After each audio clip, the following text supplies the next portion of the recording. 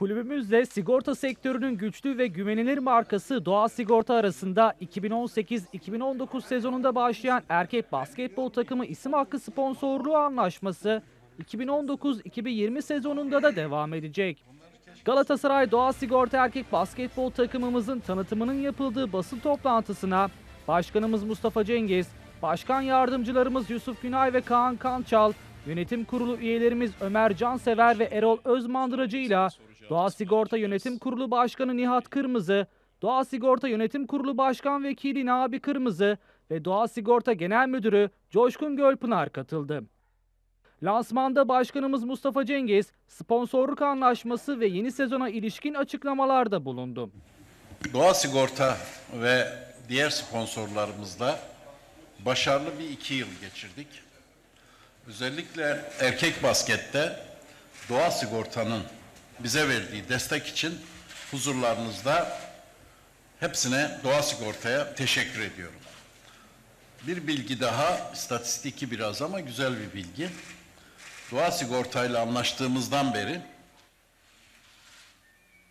finale kadar hiç yenilmemişiz. Galatasaray kuruluşunda bildiğiniz gibi basketi Türkiye'ye getiren kulüp, voleybolu da keza Galatasaray getirdi. Ve yenilmez armada sözcüğü Galatasaray'a ait bir sözcük.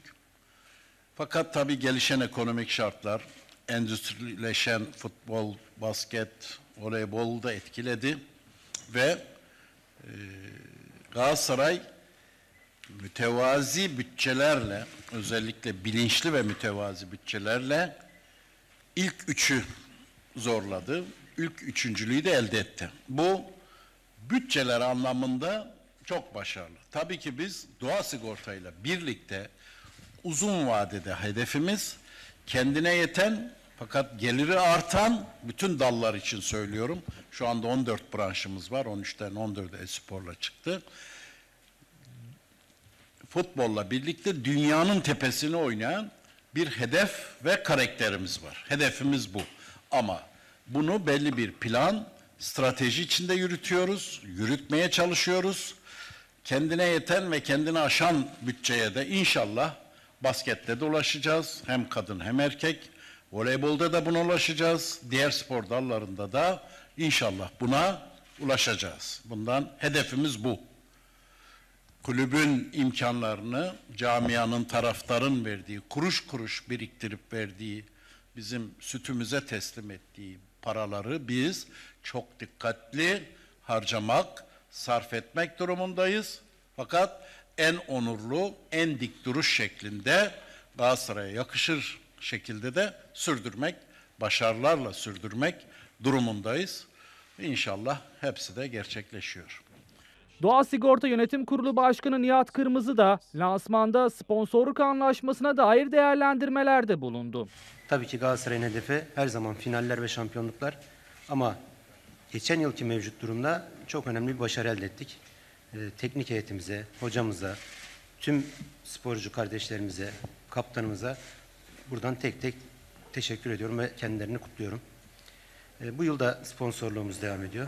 Bu yıl tabii ki sponsorluğumuza yeni organizasyonlar katacağız. Basketbola yeni heyecan getireceğiz.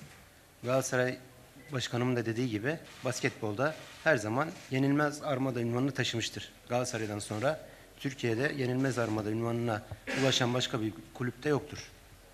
İşte bu yenilmez armada Galatasaray önümüzdeki yıllarda da bu üstünlüğünü sürdürecektir. Buna inanıyoruz. Yürekten inanıyoruz. Sponsorluklar tabii ki gerek spor kulüpleri için, gerek gönül esaslı bütün kuruluşlar için çok önemli. Biz de bu anlamda Galatasaray'a, kulübümüze ve takımımıza verdiğimiz katkıdan dolayı çok mutluyuz. Tabii ki Galatasaray gibi büyük bir camiayla, tabii ki Galatasaray gibi büyük bir markayla da birlikte anılmak, ismiyle beraber yan yana olmak da bize büyük bir gurur ve onur vermektedir.